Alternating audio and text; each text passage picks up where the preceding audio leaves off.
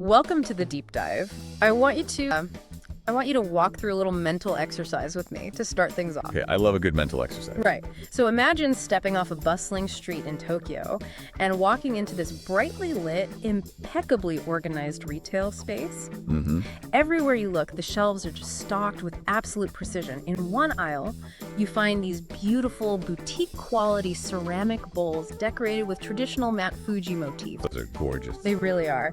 And then you turn the corner and find incredibly clever smartphone gadgets, minimalist stationery, and hyper-specific kitchen tools, like this thermal-reactive floating timer that simulates the coagulation of egg proteins so you know exactly when your soft-boiled egg is ready. Which is brilliant engineering, by the way. Totally brilliant. Now imagine taking all of those items to the cash register, looking at the total, and realizing that almost every single thing in your basket costs the equivalent of about 65 to 70 US cents. Sounds like a massive pricing error, or, a liquidation sale. Exactly. It sounds impossible. But for anyone who has spent time navigating the retail landscape of Japan, this is just a regular Tuesday. Yeah, it is a retail reality that completely shatters global paradigms of value, consumer goods, and honestly, the very concept of a budget store. When you analyze the underlying mechanics of this ecosystem, it really forces you to rethink the massive markups that we just accept as standard in almost every other developed economy. And that economic and cultural disconnect is exactly what we are decoding today. We're looking at a comprehensive cross-section of data for this. We pulled from deep economic analyses of the Japanese retail sector, hyper-current local shopping directories from the years 2025 and 2026. And we got some great expat lifestyle documentation in there too. Yes, plus modern travel logistics. Our mission today is to go far beyond just finding cheap souvenirs. We are initiating a thorough exploration into a staggering 1 trillion yen retail phenomenon. A trillion yen, it's just massive. It is. We are breaking down the Japanese hayaken. We're going to uncover the relentless, highly engineered business wizardry that makes these stores possible, and we will equip you with the ultimate roadmap for navigating these retail giants like an absolute local. It's going to be quite the journey. Definitely. Okay, let's unpack this. To understand the sheer scale of the hayaken phenomenon, we first need to look at the economic model that allows a 65-cent item to exist without completely destroying the manufacturer's profit margin. Right. And to understand that margin, we first have to establish the exact parameters of the modern hayaken. At its core, it's a discount retail model built entirely on the premise of uniform, ultra-low pricing. Right, one coin. Exactly. Now, factoring in Japan's current 10% consumption tax, the physical out-of-pocket cost at the register is actually 110 yen, but the psychological architecture of the store remains identical to its origins. One coin, one item. And the contrast between this model and the traditional Western discount retail sector is where the analysis gets really fun. What's fascinating here is the expectation of quality. Unlike the high turnover, planned obsolescence model we see in Western discount retail, the hayaken model actually relies on a high durability premise. They are optimizing for lifetime value over replacement frequency. That is such a critical distinction, because when you look at the Western dollar store equivalent, the consumer expectation is fundamentally different. Completely. The prevailing sentiment is that you are buying a disposable good. You might buy a plastic serving tray for a party with the full expectation that it's going to crack by the end of the night, or a flashlight that will probably fail after 3 uses. Yeah, the Western model is built on the assumption that low quality correlates directly with a low price. But the Japanese hayaken turns that stigma entirely on its head. The items produced for this market are engineered for genuine durability. You are buying a ceramic dinner plate or a stainless steel kitchen knife with the explicit expectation that it will remain in your kitchen rotation for the next decade. And that right there is the puzzle. Because when you hold a beautifully crafted, highly durable, woven laundry basket priced at the equivalent of 65 cents, your immediate economic instinct is to assume someone in the supply chain is taking a massive loss. Right. Someone has to be bleeding money. But they aren't. It is an absolute masterclass in supply chain logistics and economies of scale. The first pillar of this strategy is the sheer volume of bulk purchasing. These retail chains are not negotiating with manufacturers for 1,000 units. Or even 100,000. Exactly.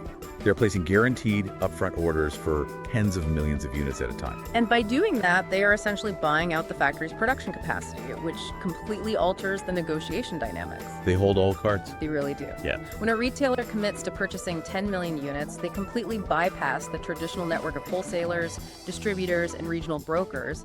They go directly to the source. Right, those manufacturing hubs in countries with highly optimized production infrastructure like China, Thailand, and India. And they strip out every single middleman that would typically add a 10 to 15% markup along the journey from the factory floor to the retail shelf. Precisely. They also completely eliminate the concept of brand premium. In a standard retail environment, a significant portion of the purchase price goes to the brand's marketing budget, the logo, the perceived social value of the brand itself. The prestige, basically. Right. The Hayakin model erases that entirely. You are paying purely for the raw materials, the machine time required to shape them, and the optimized shipping logistics. But the most brilliant strategy, the one that truly allows them to hit that 110 yen price point without compromising the physical integrity of the item. Is their ruthless prioritization of function over aesthetic complexity? Yes. The ceramic plate is the perfect case study for this. If you analyze the cost breakdown of a standard decorative plate found in a Western dollar store, a huge percentage of the manufacturing cost is diverted into applying colorful, trendy, but ultimately cheap printed patterns. Because those dyes cost money. Exactly. The secondary printing process requires additional machine time, which costs money. And because the manufacturer had a fixed budget to keep the item cheap, the actual ceramic base has to be made thinner and more fragile to offset the cost of the decoration. So you get a vibrant plate that chips the first time it goes through a dishwasher. Exactly. But the Japanese 100 yen shop takes the exact opposite approach. They completely eliminate the colored dyes, the complex glazing, the secondary printing. They offer a plain, stark, white, minimalist ceramic plate. And by stripping away all that unnecessary visual flair, they reclaim a significant portion of the manufacturing budget. Which they then reinvest directly back into the structural integrity of the product. They use a thicker clay base, fire it at a higher temperature, and produce a high-density, highly durable piece of tableware that perfectly serves its functional purpose. They strip away the flair to guarantee the function. And from a cultural perspective, that strategy isn't just a clever business hack. It is an absolute necessity. The data regarding Japanese consumer standards highlights an incredibly demanding demographic. Yeah, the concept of monozukuri. Right, monozukuri. The art, science, and pride of making things well. It's deeply ingrained in the culture, and that expectation does not magically disappear just because an item costs 200 yen. Historically, the core demographic driving this market has been Japanese housewives managing household budgets. And they act as an incredibly strict, highly effective quality control filter. Well, absolutely. If a 100 yen kitchen tool isn't highly functional and durably built, it simply will not sell. The market corrects itself instantly, and the flawed product dies on the shelf. And that relentless consumer expectation has effectively forced these retail chains to become innovation engines. They can't rely on novelty alone. They have to deliver genuine, lasting utility. And while the scale of this operation is deeply tied to modern globalized logistics, the psychological foundation of this retail model is actually centuries old. If we look at the historical market retrospectives, the concept of fixed-price, high-value goods is deeply embedded in the DNA of Japanese commerce. Yeah, we can trace this specific consumer mindset all the way back to the Edo period. Which spanned from 1603 to 1868. The Edo period connection is so fascinating because it proves that this isn't just some modern retail gimmick born out of late-stage capitalism. It's the evolution of a consumer psychology that has been iterating for 400 years. Right. During the Edo period, the urbanization of what is now Tokyo led to a massive, bustling merchant class. In that environment, you had street stalls and traveling vendors who began selling daily necessities at standardized fixed prices. It began with stalls selling items for 19 mon, which was the copper currency of the era. And later evolved into larger 38 mon operations. And the brilliance of those mon stalls was the complete elimination of haggling. In most global markets of that era, retail was highly confrontational. The price of an item was determined by the negotiation skills of the buyer and the seller. Which is exhausting. Exactly. By introducing a uniform, fixed-price model, these Edo period merchants democratized the shopping experience. It created a high-trust environment where the consumer knew exactly what to expect. And that historical precedent really laid the cultural groundwork for the modern era of the Hyakken, which officially ignited in 1985.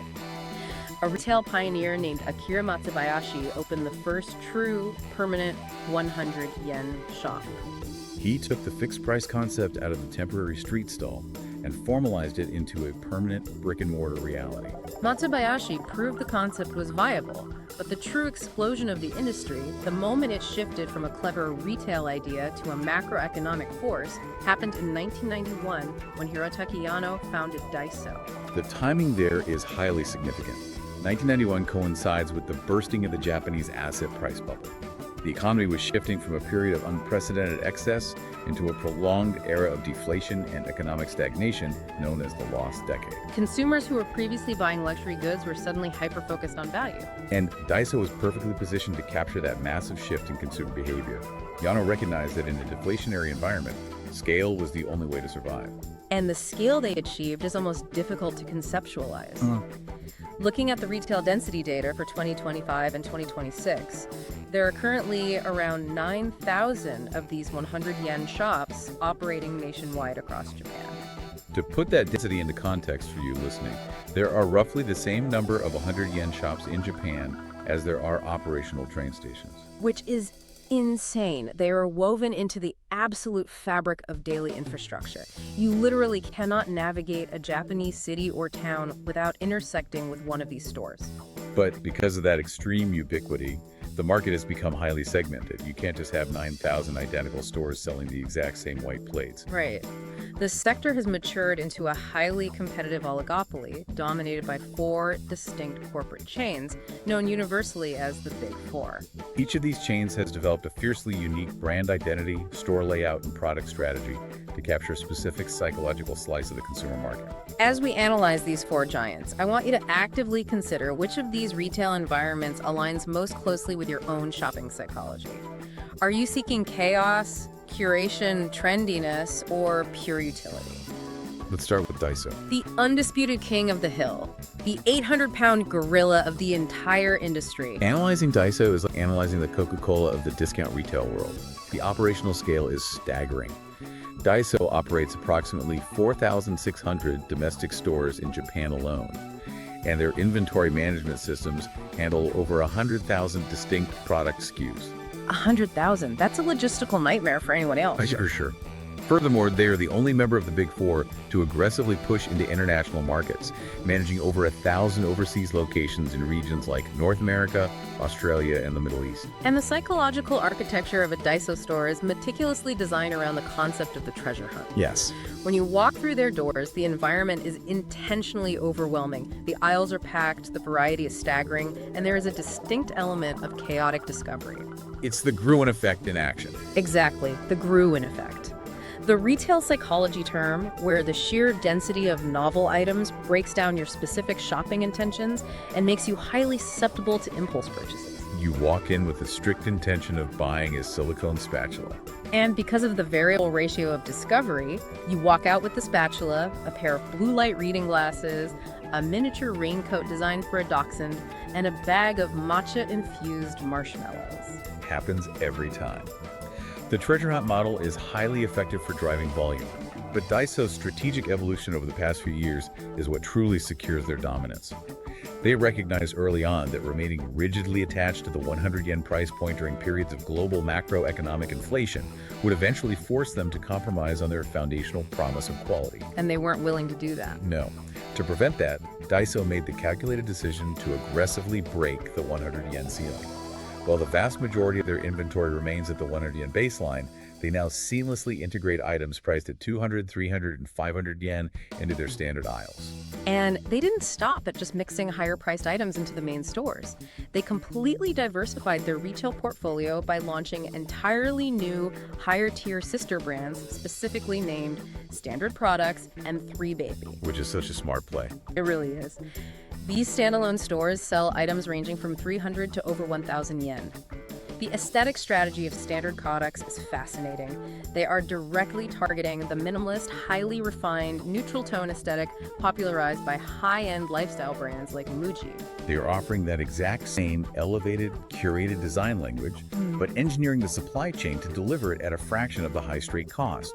Daiso is effectively capturing the consumer as they age out of the pure 100 yen bracket and begin seeking premium aesthetics. But Daiso's massive, somewhat chaotic expansion and their willingness to break the price ceiling actually created a distinct market vacuum. It did. Because Daiso became so overwhelming, a massive demographic of shoppers emerged who actively desire the exact opposite experience: calm, curation, and absolute pricing predictability. And that is exactly the void that the second member of the Big Four stepped in to fill, Seria. When you analyze Seria's business model, it functions much more like a classy, high-end lifestyle boutique than a traditional discount store. The contrast between Daiso and Seria is a brilliant study in market segmentation. Seria operates over 2,000 stores, and the moment you cross the threshold, the environmental shift is palpable. They utilize wider aisles, lower shelving units to improve sightlines, and a highly specific interior design language featuring stark white fixtures and calming wood grain aesthetics. It is a deeply curated, anxiety-reducing retail environment, but their most powerful market differentiator is their absolute, uncompromising strictness regarding their pricing model. Seria operates on a philosophy of pure brand trust. They refuse to budge from the 100 yen model. You will never experience the momentary friction of picking up an item in a Seria and having to check if it is secretly a 300 yen premium product. Every single item in the store is 100 yen, period. That strict adherence to the one-coin promise builds unparalleled customer loyalty.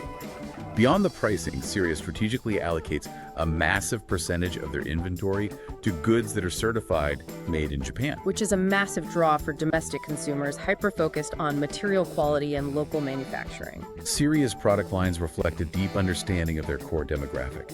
They explicitly target consumers, predominantly female, who are looking to elevate their living spaces on a strict budget. They absolutely dominate the market in DIY materials, elegant crafting supplies, baking equipment, and stylish interior design goods. If you want to remodel your kitchen cabinets using high-quality wood-textured adhesive vinyl or build a custom terrarium, Seria is the undisputed destination. They sell aesthetics and calm. But what if the consumer isn't looking for minimalist calm? What if the consumer is young, highly plugged into internet culture, and driven by fast-moving trends? That specific psychological profile brings us to the third titan of the industry, Kanirdo. Instantly recognizable by the bright star integrated into their corporate logo. Operating around 1,300 stores, Kano essentially applies the mechanics of fast fashion to the hard goods market. Their agility in responding to digital trends is incredible. Kano is the trendy pop culture hub of the 100 yen world. They heavily monitor social media platforms like Instagram and TikTok. If a highly specific color palette, a retro 1980s aesthetic, or a viral organization hack starts trending online, Kando's supply chain is agile enough to have products matching that exact trend on their shelves almost immediately. They don't want you to buy a plate that lasts 10 years. They want you to buy the exact plate that perfectly matches the aesthetic of the current season. Kando is also the undisputed king of intellectual property and character collaborations. Which is wild given the price point. Right. Securing licensing rights for major global IPs while maintaining a 100 yen retail price requires monumental sales volume to offset the licensing fees. Yet, Kanos consistently offers official merchandise, featuring characters from Sanrio like Hello Kitty and Pom Pom Purin, as well as Disney properties and massive anime franchises.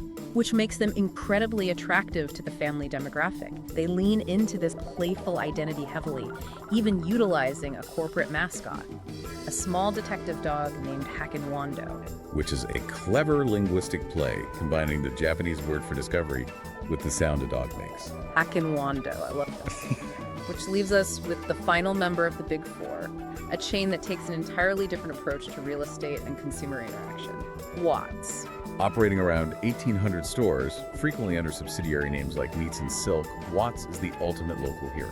You are very rarely going to find a massive, standalone, multi-story, neon-lit Watts flagship store dominating a major tourist intersection in Shibuya or Harajuku. That simply isn't their business model. No, Watts operates on a strategy of hyper-local convenience. Instead of building massive destination stores, they integrate themselves directly into the existing daily pathways of the consumer. You will frequently frequently find a Watt store physically crammed into an underutilized corner of a local grocery supermarket or tucked quietly away on a residential, pedestrian-only shopping street. They do not invest capital in flashy interior decor, aggressive social media campaigns, or chasing viral internet trends.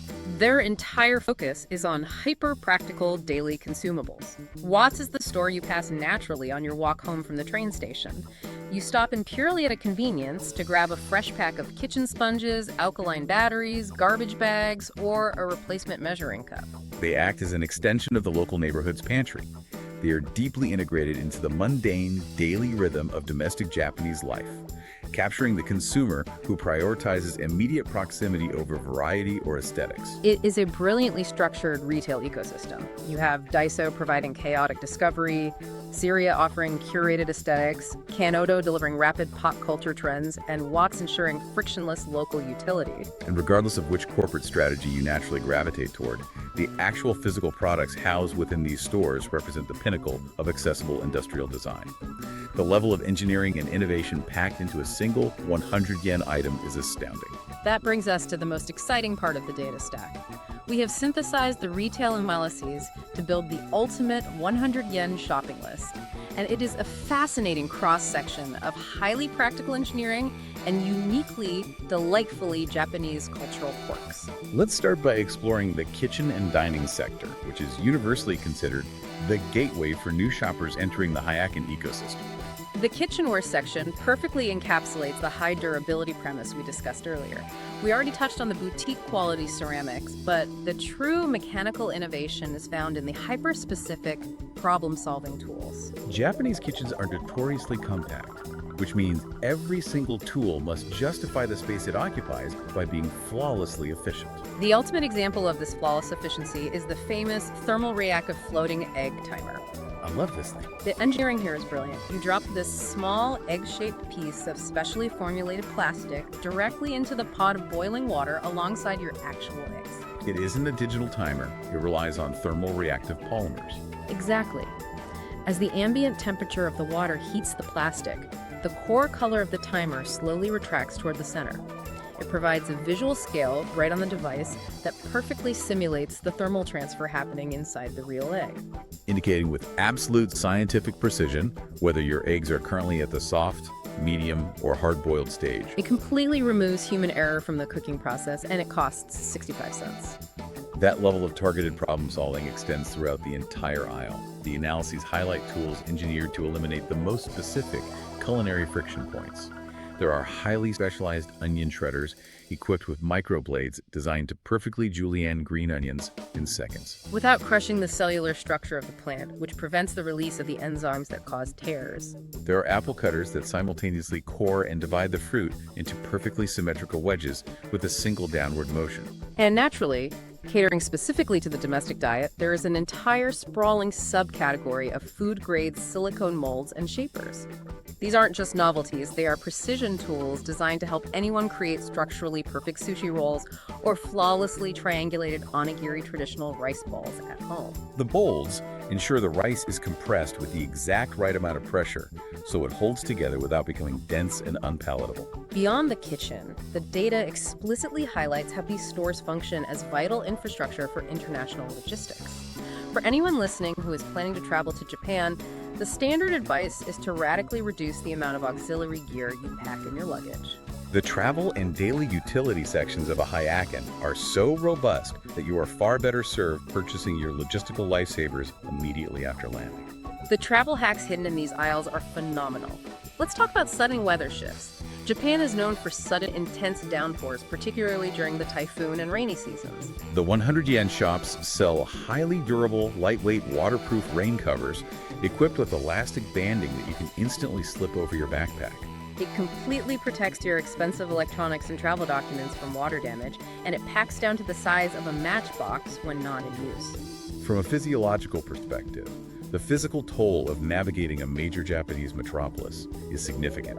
It is very common for travelers to log upwards of 20,000 steps a day navigating the massive train stations and sprawling districts. To combat this, the health aisles offer boxes of disposable transdermal foot care pads. These are essentially adhesive patches infused with cooling gels, menthol, and various herbal extracts.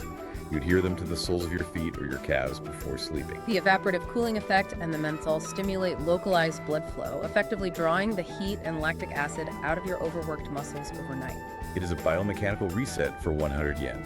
And we have to mention the mesh laundry nets. Our expat data specifically points out a bizarre global retail discrepancy here. In places like the US or Western Europe, high-quality zippered mesh laundry bags designed to protect delicate clothing in the washing machine are often weirdly expensive. Sometimes costing $10 to $15 a piece. It's treated as a specialty item. But in Japan, protecting garments during a wash cycle is standard domestic practice. Because the volume is so high, Hyakken offers an entire wall of highly durable mesh nets in every conceivable size and shape. Spherical ones for undergarments, massive square ones for sweaters, all perfectly constructed, all for 100 yen. Throw in the perfectly sized, TSA-compliant travel toiletry bottles, and you have an entirely optimized travel kit. However, the utility of these stores is perfectly balanced by an incredible sense of humor and a cultural willingness to embrace the profoundly quirky and the intensely novel. They understand that retail should also provide moments of pure, unadulterated joy. The quirky items are the undeniable highlight of the treasure hunt. Our product lists from 2026 contain items that border on the surreal. For example, they sell Pooh Snowball ice makers. Nope. It is a hinged plastic contraption. You scoop up fresh snow, clamp the handles together, and it instantly compresses the snow into a perfectly formed, highly recognizable poop emoji. Does exist, pure novelty. They also dedicate massive aisle space to pet accessories that prioritize aesthetic comedy over strict function. You can buy completely functional, transparent raincoats for small dogs, alongside a vast array of completely impractical, hilariously elaborate tiny hats, ties, and capes designed specifically for cats. Who will almost certainly tolerate them for exactly 3 seconds. If you're lucky. The psychology of novelty is also brilliantly executed in the bath and body section, most notably through their approach to bath bombs. They have elevated the simple, effervescent bath bomb into a highly anticipated interactive experience. The bath bomb engineering is incredible. They aren't just selling simple spheres of compressed baking soda infused with lavender or eucalyptus. They are selling complex, molded experiences. One of the most popular items is a bath bomb shaped exactly like a traditional onigiri rice ball.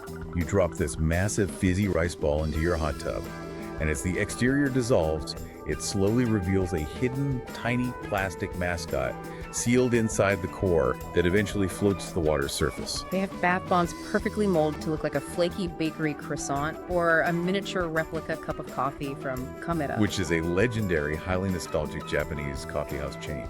The sensory disconnect of bathing in a foaming, coffee-scented pastry is hilarious, delightful, and incredibly effective at driving repeat foot traffic. It is that exact blend of profound affordability and delightful novelty that makes the store so magnetic.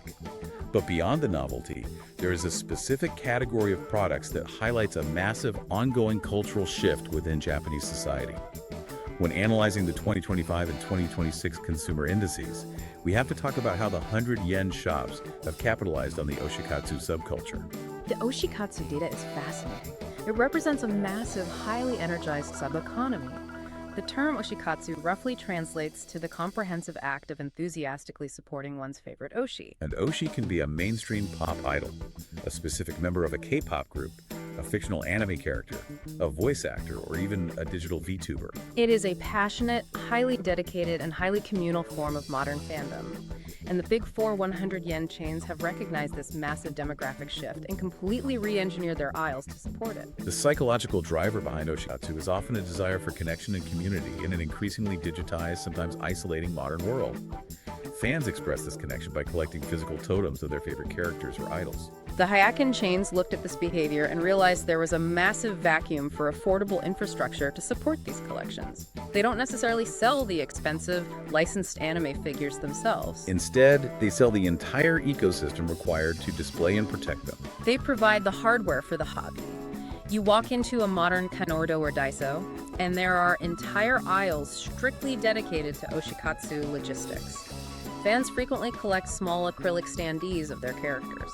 And the 100 yen shops sell highly engineered, modular, UV-protective clear display cases perfectly sized to house these stands, complete with tiered shelving. They sell heavy-duty, archival quality binders explicitly designed with pocket dimensions that perfectly match the standard sizing of idle trading cards and collectible Polaroids. They even cater to the highly specific practice of traveling with plush representations of your Oshi. They sell specialized, clear-windowed carrying pouches so fans can safely attach their plushies to their backpacks without fear of damage or loss. Furthermore, they sell an endless variety of tiny, intricate accessories: miniature sunglasses, customized capes, miniature leather jackets, and seasonal hats that fans purchase to actively dress up and customize their character plushies for social media photo shoots. By doing this, the 100 yen shops have taken a passionate cultural subculture and provided a highly accessible, infinitely customizable infrastructure for it. They are literally monetizing the cultural zeitgeist through high-margin molded plastics and textiles. It is a brilliant pivot. They are no longer just selling household utilities. They are selling the vital tools required to express personal identity and passion. And because these stores offer this incredible, unfiltered cross-section of both highly practical daily engineering and deeply specific cultural trends, they have inadvertently transformed into top-tier tourist destinations in their own right. According to the 2025 and 2026 global travel analyses, there are specific flagship locations, most notably the massive multi-story Daiso situated in the heart of Harajuku, where the point-of-sale data indicates that an astonishing 70 to 80% of the customers at the registers are foreign tourists. That metric makes perfect sense when you analyze what a 100 yen shop actually represents to an international traveler. Yes, it is undeniably the most cost-effective location to purchase bulk souvenirs for friends back home. But on a deeper level, walking through Hyakken is a profound sociological field trip. I love that framing, a sociological field trip. When you are walking through the aisles of a museum, you are looking at carefully curated artifacts of the past. But when you walk the aisles of a local Watts or Seria, you are getting an unfiltered, real-time look at the immediate daily realities of the modern Japanese populace. You see the specific spatial constraints they face in their homes reflected in the obsessive variety of modular organization trays. You see the exact flavor profiles they prefer in the snack aisles, from intense matcha to savory plum. You see the high-quality, ultra-fine point pens that students use to take meticulous notes. It operates as a living, breathing museum of modern domestic life. The comprehensiveness of that ecosystem is perfectly illustrated by an incredible case study found in the expat travel logs. A travel journalist documented the experience of a Chinese tourist who wanted to make authentic, highly complex water dumplings from scratch inside their rented Airbnb kitchen. Rather than going to a massive, expensive grocery store, this tourist went exclusively to a local 100 yen shop.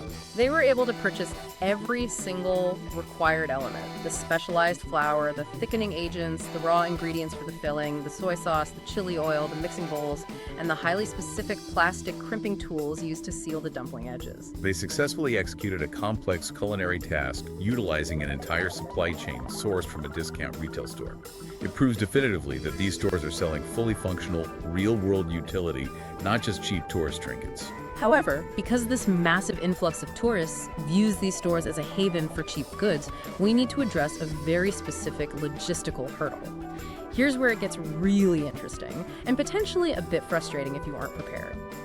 If you are listening to this while planning an itinerary, you need to understand the complex mechanics of the Japanese tax-free system as it applies to the Hyakken. Right, because Japan offers a highly generous tax exemption program to stimulate tourist spending.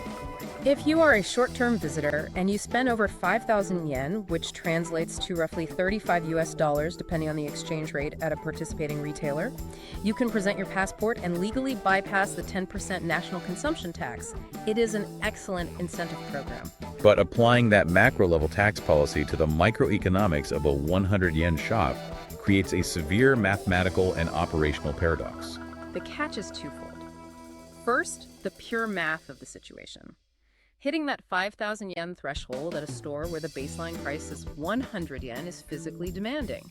You have to locate, select, and transport 50 individual items to the register in a single consolidated transaction just to trigger the eligibility. But even if you manage to fill a massive shopping basket with 50 specific items, you will very likely run into the second, much larger hurdle, which is the underlying IT and staffing infrastructure. Processing a tax-free transaction in Japan is not just a matter of hitting a discount button on a register. It requires highly specialized point-of-sale software that connects securely to the National Tax Agency databases.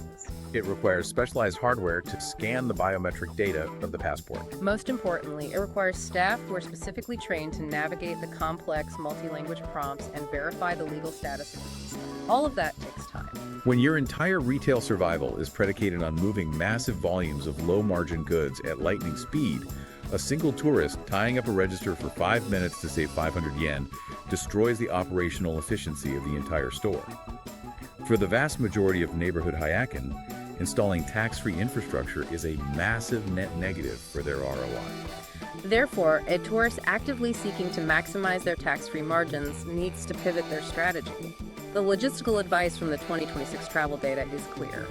Do not assume a store is tax-free just because it is large. You must actively visually confirm the presence of official tax-free shop placards displayed on the exterior windows before committing to a massive shopping spree. Generally, these specialized registers are exclusively localized to the massive multi-floor flagship stores located in heavy tourist arteries like Shinjuku, Akihabara, or Dotonbori in Osaka. Alternatively, if your absolute primary objective is leveraging the tax exemption to purchase massive quantities of souvenirs, the data suggests bypassing the standard Hyakken entirely and migrating to a retailer like Don Quixote. Because Don Quixote operates on a different margin structure. Exactly. They cater explicitly to international buying habits and feature massive, dedicated, multilingual, tax-free processing centers designed to handle the logistical bottleneck efficiently. It is a critical piece of logistical advice that can save a traveler a lot of frustration at the checkout counter. And if we look at how these stores navigate the complexities of tourist economics, it serves as a perfect microcosm for how they are attempting to navigate the massive macroeconomic tectonic shifts defining the 2025 and 2026 global landscape. If we connect this to the bigger picture, the continued survival of the 100 yen model is an absolute defiance of modern economic gravity. Over the past few years, the global economy has been battered by severe, sustained inflation. Supply chain logistics have become increasingly fractured and expensive. Most critically for Japan, the value of the yen has experienced historic weakness against the US dollar, frequently hovering in the 140 to 150 range. When your foundational business model relies entirely on importing raw materials and finished goods from overseas, utilizing a heavily depreciated currency, and you are contractually bound to sell those goods at a static 100 yen price point, traditional economic theory suggests your business should collapse entirely. The margins are razor thin to begin with, and a weak currency should theoretically obliterate them. Yet, the deep economic analyses from 2026 reveal something completely counterintuitive. The Hyakken industry isn't collapsing. It is actually acting as a massive economic shock absorber for Japanese society. Despite facing unprecedented macroeconomic headwinds, the sector is experiencing sustained, robust growth of approximately 5% annually. We are talking about an industry generating sales revenues topping 1 trillion yen. How is it possible that an industry built on static low pricing is expanding during a period where the cost of everything else is skyrocketing? It comes down to a fundamental shift in consumer behavior during periods of economic anxiety. When the broader economy contracts and household budgets tighten, consumers do not simply cease their spending habits entirely. Instead, they execute a strategy of downward substitution. They shift their purchasing power away from premium department stores and mid-tier retailers, redirecting that capital directly into the discount sector. The Hyakken provides a vital psychological safety net for the populace. It allows consumers to still experience the neurological dopamine hit of retail therapy, the thrill of discovering a new tool, the satisfaction of reorganizing a pantry, or the joy of purchasing a small luxury like a specialty bath bomb without risking their financial stability.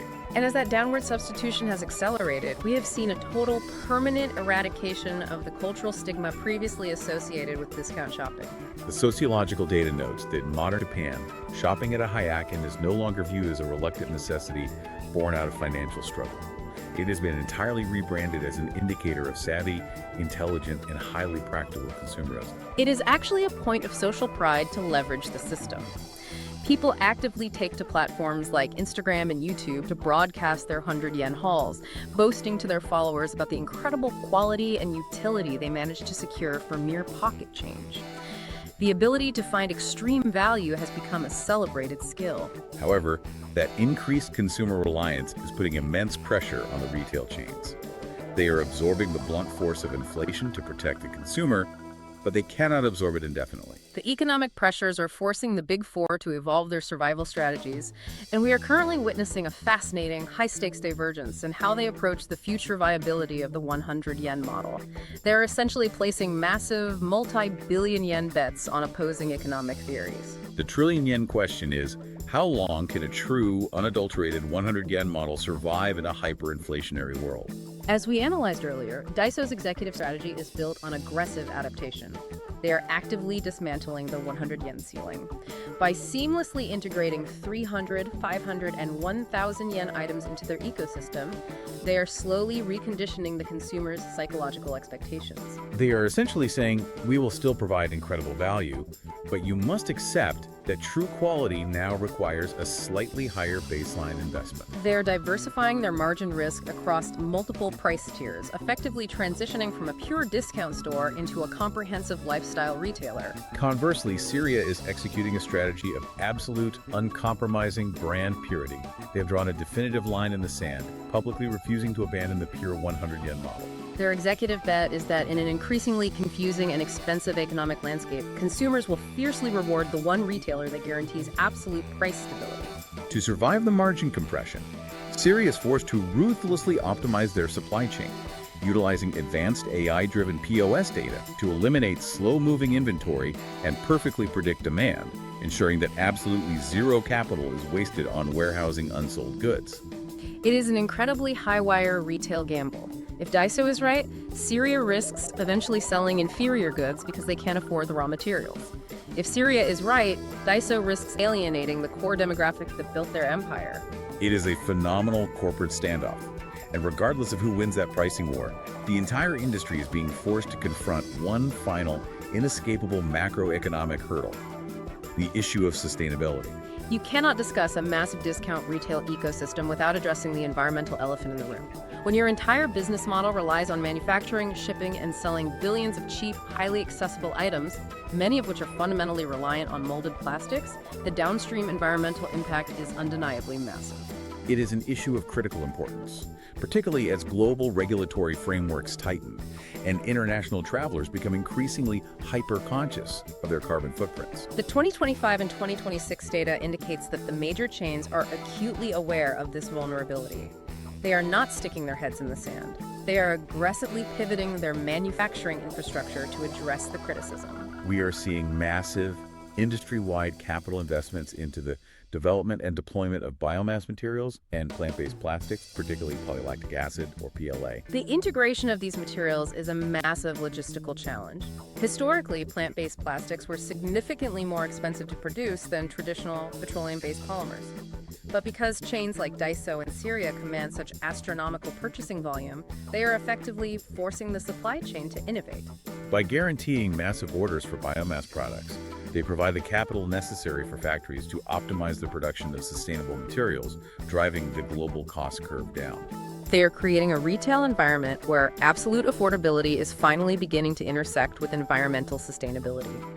They offset the slightly higher production cost of a biodegradable plastic cup by utilizing it as a loss leader, balancing the margin against highly profitable items like the acrylic Oshikatsu display cases. It is a vital, ongoing evolution required for the industry's survival in the late 2020s. It is a remarkable testament to the agility of the sector. They are constantly navigating supply chain disruptions, currency fluctuations, cultural shifts, and environmental mandates, all while maintaining a consumer promise that was established centuries ago. It really is an incredible, sprawling transformation. Let's take a moment to step back and recap the immense journey we've navigated today. We started by looking back 400 years to the Edo period, where traveling vendors standardized commerce by selling simple daily goods for a fixed 19 mundles. Fast forward to the hypermodern landscape of 2026, and that simple democratizing concept has mutated into a staggering 1 trillion yen retail empire, the modern Hayaki. These stores offer an unparalleled standard of durability and quality that completely shatters Western stereotypes of discount retail. They engineer brilliant solutions to hyper-specific daily problems, whether that is utilizing thermal polymers to perfectly time a soft-boiled egg, or creating an entire modular ecosystem to keep your anime plushie impeccably accessorized. And above all, whether you are a local resident stopping at Watts for garbage bags or a tourist marveling at the Daiso in Harajuku, these stores serve as a brilliant, highly accessible, unfiltered window into the daily realities, the relentless ingenuity, and the cultural heart of modern Japan.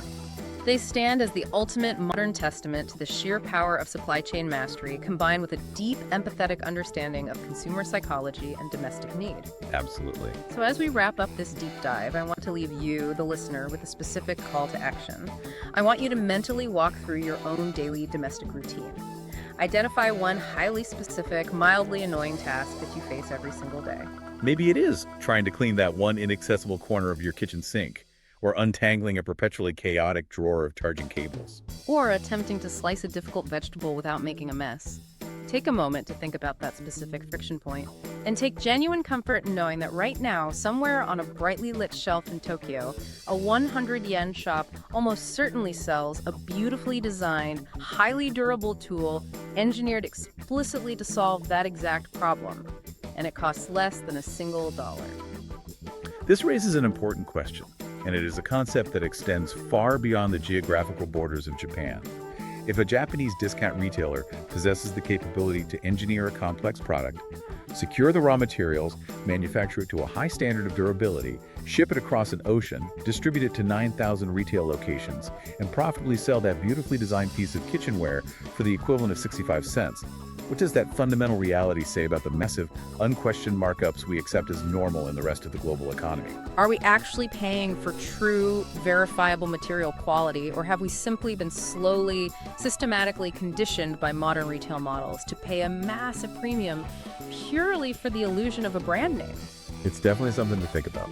That is a heavy, perspective-shifting thought to chew on the next time you find yourself standing in the checkout line of a standard department store, looking at the price tag on a simple ceramic plate. Thank you so much for joining us on this exhaustive journey into the fascinating, complex, and highly engineered world of the Japanese 100 yen shop. Keep asking the hard questions about the systems around you. Keep looking for genuine value, and we will catch you on the next deep dive.